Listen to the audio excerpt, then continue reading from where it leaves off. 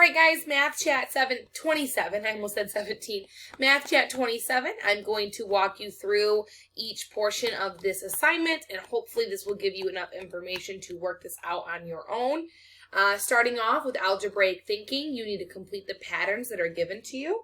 My tip to you on this is you need to start with the first number that is given, and then look at the second and the third number that follow that first number, and try to figure out what pattern you need to follow for the rest of the numbers you need to include. I will give you a hint between these three patterns. There are going to be an addition, there are going to be subtraction, and there are going to be multiplication rules. Sorry guys, Trenton's a little cranky, it's his bedtime. There are going to be rules that you need to follow for addition, subtraction, and multiplication. So one of these patterns will be addition, one will be subtraction, and one will be multiplication. So you need to figure out what those patterns and rules are and complete the pattern. Oh, you're fine. He's not a fan of math. All right, down here. Base 10 numbers, you need to round to the nearest tenth. And when you are rounding, decimals, you need to follow the strategy of 5 or more raise their score, 4 or less. Oh, you're okay. You just don't like math today, do you? No. Okay. You need to follow the rule 5 or more raise the score, 4 or less let it rest. I'll do the first one with you. So I have 3 and 785 thousandths. So if I go over to my whiteboard, I have 3.785, and I know I'm rounding it to the 10th place, which is right here. Before I round to that 10th place, I need to look at the neighbor. Is that neighbor 5 or more or 4 or less?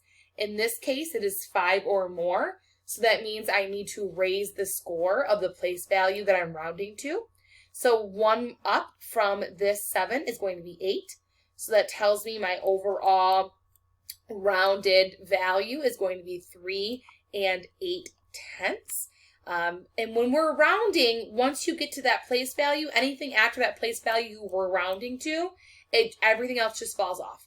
Okay, so I don't need to include the hundreds or thousandths place. So my answer is just 3 and 8/10. So I'm going to go ahead and type that in right here, 3.8. Okay.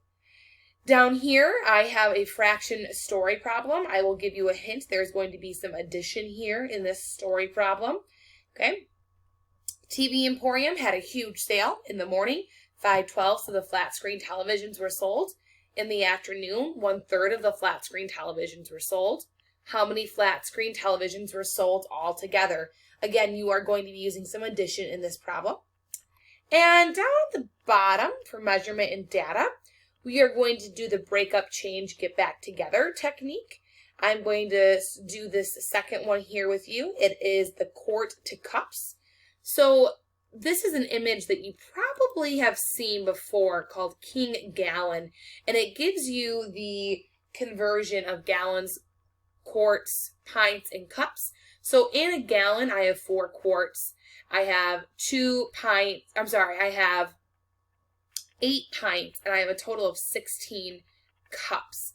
So that is the king gallon ratio. So if I am going to be converting 1 quart to cups, I know that in 1 quart I have 4 cups. So if I do the breakup, change, get back together technique, I'm going to have 1 quart equals blank cups.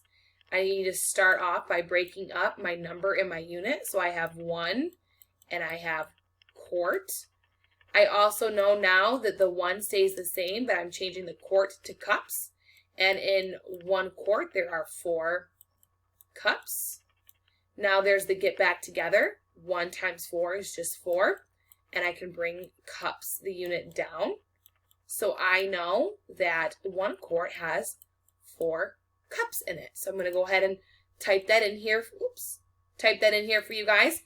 And I'm going to post a video for you as well that gives you a fun little story about the story of King Gallon and how everything's kind of related. I thought it was fun. I'll post that in the assignment for you.